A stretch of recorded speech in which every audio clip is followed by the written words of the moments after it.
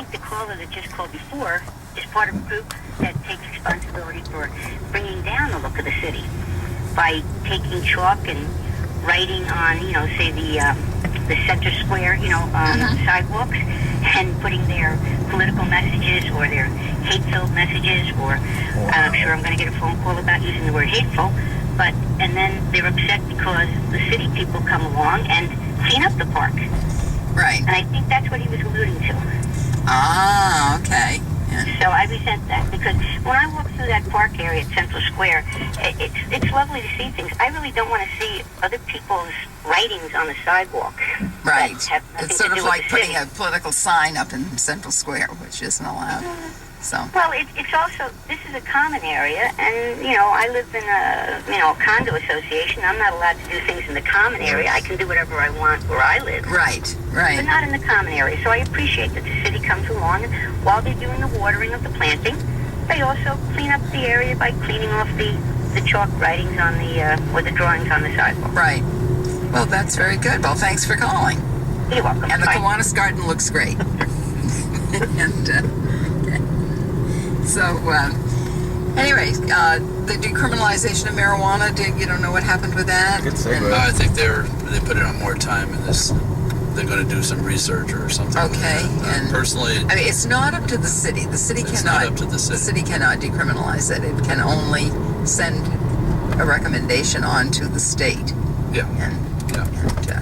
And I do see a difference between council sending communication regarding the synthetic poisons, let's call it the synthetic marijuana and spice or what have you. Those are known harmful, and something that is known to be harmful to me is very different from something that is, maybe it should be legal. I'm not saying it shouldn't be, that marijuana should not be legal. I'm not saying that at all, but one is known to be harmful. The other is, well, maybe it is, maybe it isn't, maybe it shouldn't be legal, but or maybe it should be illegal. I don't think I'm saying this very clearly. keep saying. I do see a difference in the two communications. Right. And finally, we only have a couple of minutes left, and we're running out of time? Yes. Okay. I want to take a minute. Okay, please. Being that it's unlikely I'll be here with you again. Yes. I want to thank you. Where's the pity? Well, I want to thank you for having me on the show. For you. For me, yes. Well, whatever.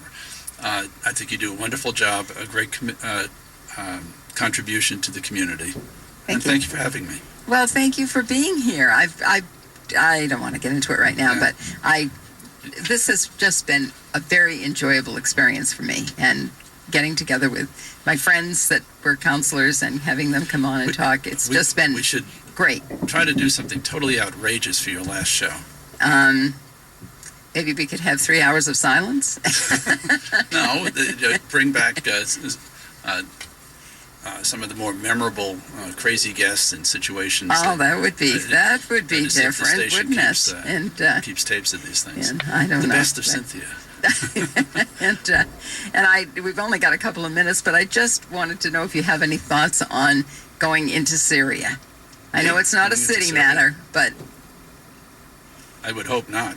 I would hope not too. I don't understand why we have to be the people of the people who tell other people in the world what to do and what not to do.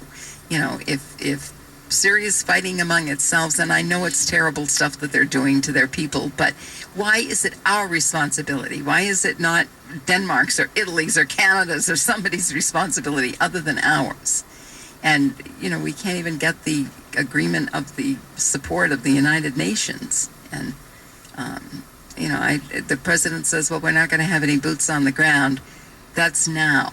I just see this being a big, big issue in years to come, and I just think it's going to go on and on and on and on and on. And I am just, I don't know, but anyway, and I keep thinking, because I'm such a jaded person anyway, that the oil companies are somehow behind it.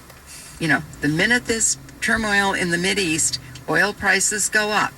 And I just keep thinking, is this behind You've the... been hanging around with Al or something? Well, I don't know. I mean, I don't know if that's what Al says or not. But anyway, that's not a very good word to end the show on. But I just feel real concerned about that. So I just wanted to mention it. So hoping for sunshine for the Labor Day weekend. Oh, yes, because there's so much going on. The Horseshoe Tournament is going, New England Tournament, and the Art in the Park, and the Music Festival is today downtown. Do go down and see any or all of them. And that's our show for today. Thanks to our producer, Forrest Sundstrom, and thanks to all of you for letting us be part of your Saturday morning.